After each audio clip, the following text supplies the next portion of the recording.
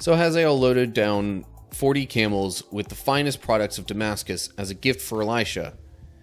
He went to him and said, "Your servant Ben-Hadad, the king of Aram, has sent me to ask, will I recover from this illness?" And Elisha replied, "Go and tell him, you will surely recover.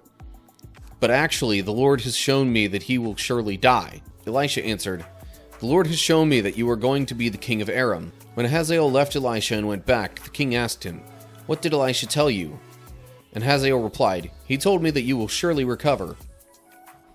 But the next day Hazael took a blanket, soaked it in water, and held it over the king's face until he died. Then Hazael became the next king of Aram. See, okay, that almost seems like one of those situations where it's like, because he heard about the prophecy, that almost like prompted him to fulfill it himself.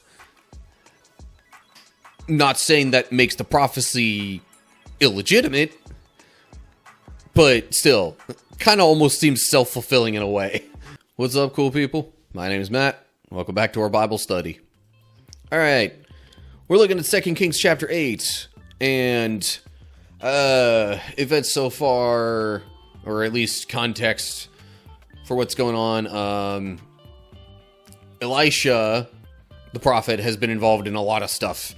In fact, at least something in basically every given chapter in 2 Kings, except maybe the first one. But, you know, Israel and Judah are split. Judah's generally been doing alright as of late. Israel, less so. In fact, the capital city, Samaria, was under siege by the Arameans in chapter 6. Really, and chapter 7. But chapter 7, that kind of came to an end. So yeah, if there's any other important context, I'll try to fill y'all in as necessary. But here we go. 2 Kings chapter 8.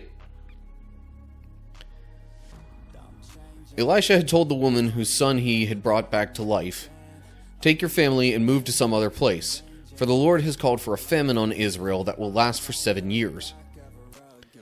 So the woman did as the man of God instructed. She took her family and settled in the land of the Philistines for 7 years. After the famine ended, she returned from the land of the Philistines, and she went to see the king about getting back her house and land. As she came in, the king was talking with Gehazi, servant of the man of God. The king had just said, "Tell me some stories about the great things Elisha has done." And Gehazi was telling the king about the time Elisha had brought a boy back to life. At that very moment, the mother of the boy walked in to make her appeal to the king about her house and land. "Look, my lord the king," Gehazi exclaimed. "Here is the woman now, and this is her son, the very one Elisha brought back to life." "Is this true?" the king asked her. And she told him the story. So he directed one of his officials to see that everything she had lost was restored to her, including the value of any crops that had been harvested during her absence. So, Elisha warns her of a famine in the land, so she goes elsewhere to make sure that, you know, she's generally taken care of and has at least a way to get by. I don't think she was a widow. I think this woman was, like, last we knew, her husband was still alive. So, I guess there was just, I don't know, she was so much more involved in, like, the main part of that story with her son and all that, that the focus is more on her than her husband.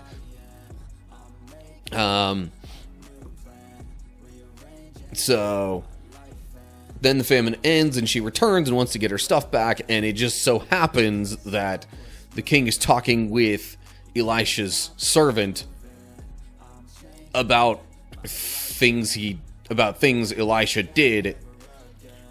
They're discussing this exact woman and her son and what Elisha did for them, and then she comes in and wants her stuff back, and I guess that just made it all the more convenient and all the more convincing that she was you know, deserving of slash that she might have needed her things back.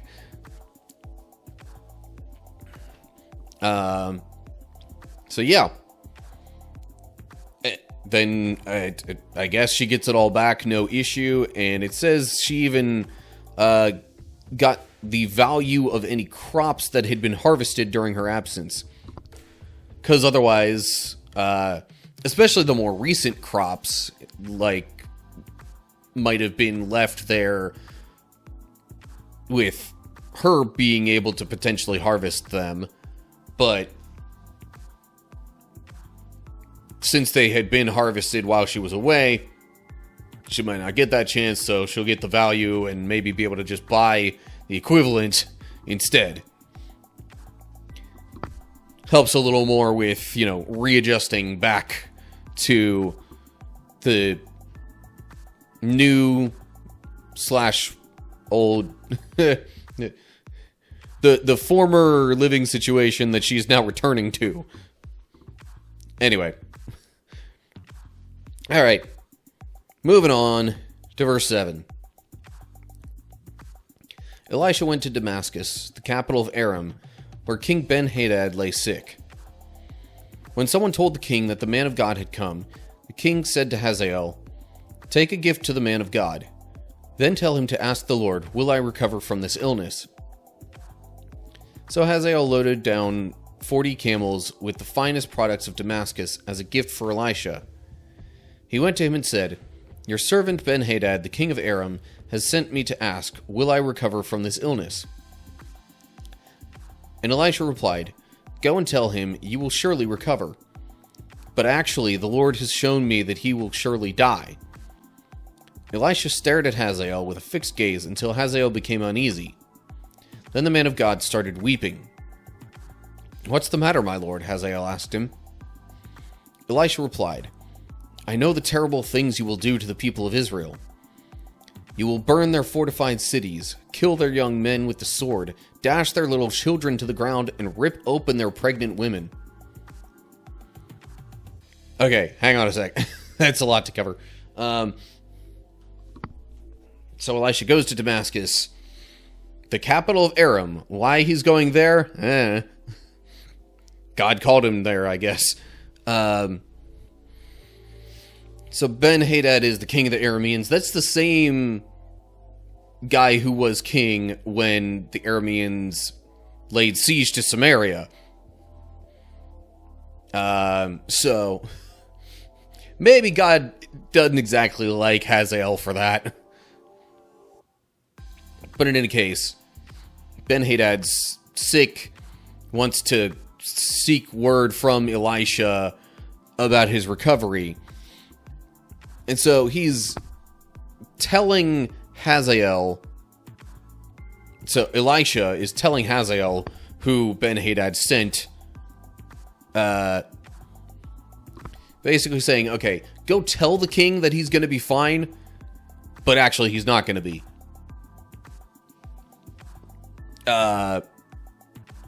And then Elisha says that Hazael is going to do all these terrible things to the people of Israel. I'm just realizing I didn't... Okay, there were no notes up in the earlier section. Notes here say... Okay, Hebrew just says he stared at him, not specifically Hazael, but who else would he be staring at? And then... Meaning of the Hebrew is uncertain in this section where it says Hazael became uneasy. But I'd imagine that's probably the general gist. So after hearing from Elisha that he's supposedly going to do all these things to Israel, then we get to verse 13. Hazael responded, "How could a nobody like me ever accomplish such great things?" Elisha answered, "The Lord has shown me that you are going to be the king of Aram." When Hazael left Elisha and went back, the king asked him, "What did Elisha tell you?" And Hazael replied, "He told me that you will surely recover." But the next day Hazael took a blanket, soaked it in water, and held it over the king's face until he died.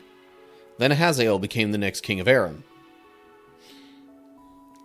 See, okay, that almost seems like one of those situations where it's like, because he heard about the prophecy, that almost, like, prompted him to fulfill it himself. Not saying that makes the prophecy illegitimate, but still, kind of almost seems self-fulfilling in a way. But that also makes me think Hazael might not have necessarily taken issue with the idea of doing all those things to the people of Israel, despite knowing that Elisha is from there. Note there. Okay. See, the Hebrews, so I guess with the Hebrew, it would read or perhaps be translated more like, he said, how could a dog like me ever accomplish such great things? But the point is that he's so lowly in, his position. I mean, it just describes him as it just says, King said to Hazael to do these things. It doesn't even say that he had a specific position in the king's court or anything like that. I mean, you'd imagine he was close to the king in some way for the king to ask him specifically to do this. But I don't know. Anyway. So, lo and behold, Hazael is king of Aram now. And then we get to verse 16. Jehoram, son of King Jehoshaphat of Judah, began to rule over Judah in the 5th year of the reign of Joram, son of Ahab, king of Israel. Jehoram was 32 years old when he became king, and he reigned in Jerusalem 8 years. But Jehoram followed the example of the kings of Israel and was as wicked as King Ahab, for he had married one of Ahab's daughters. So Jehoram did what was evil in the Lord's sight. But the Lord did not want to destroy Judah, for he had promised his servant David that his descendants would continue to rule, shining like a lamp forever. See, okay, now we're finally back to the format that seemed like it was becoming so common in 1 Kings. Only 8.5 chapters in.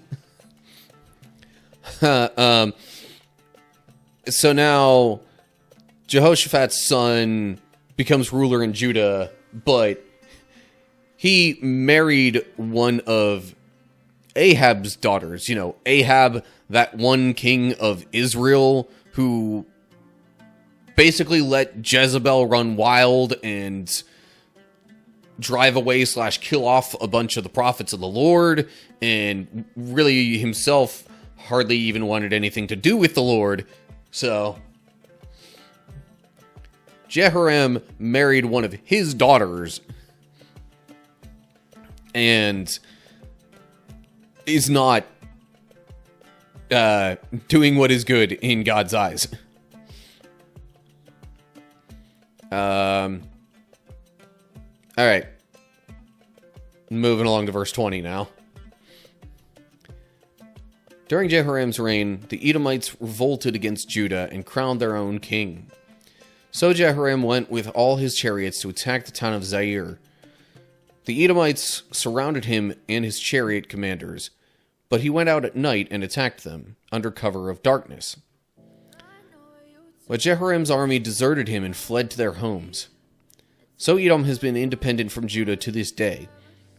The town of Libnah also revolted about the same time. The rest of the events in Jehoram's reign and everything he did are recorded in the book of the history of the kings of Judah.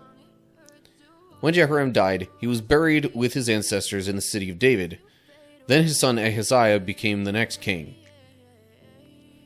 Not to be confused with the Ahaziah who was king in Israel earlier. Okay. Bunch of notes to look at here. Hebrew says Joram, which is a variant of spelling. Yeah. So I think we actually encountered this when it was talking about Joram, who was ruling over Israel, and the fact that he and this king might have actually had the same name, but I think it's calling him Joram and this one Jehoram just to, like, more easily distinguish between the two. But also, like, since they're acceptable variant spellings of the same Hebrew name, then they decided to go with that. So anyway,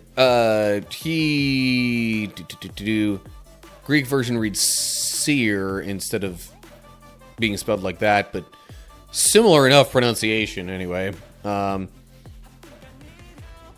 Note there, where it says he went out at night and attacked them, could be read as he went out and escaped.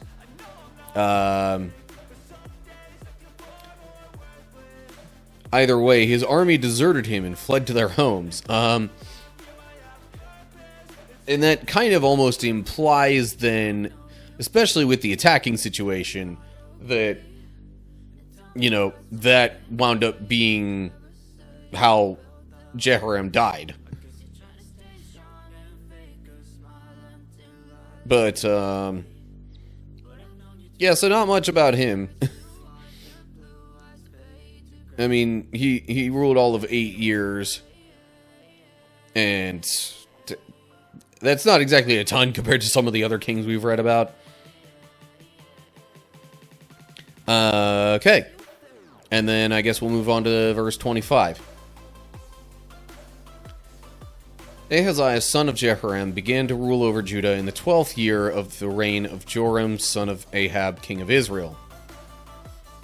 Ahaziah was 22 years old when he became king, and he reigned in Jerusalem 1 year. His mother was Athaliah, a granddaughter of King Omri of Israel. Ahaziah followed the evil example of King Ahab's family. He did what was evil in the Lord's sight, just as Ahab's family had done, for he was related by marriage to the family of Ahab.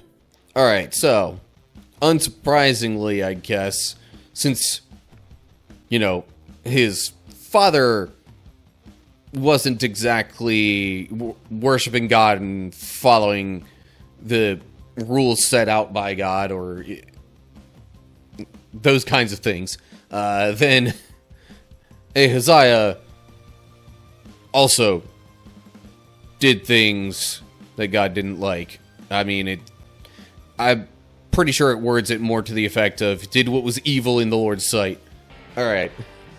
We got just a few verses left in the chapter here, so we can wrap things up. Verse 28. Ahaziah joined Joram, son of Ahab, in his war against King Hazael of Aram at Ramoth Gilead.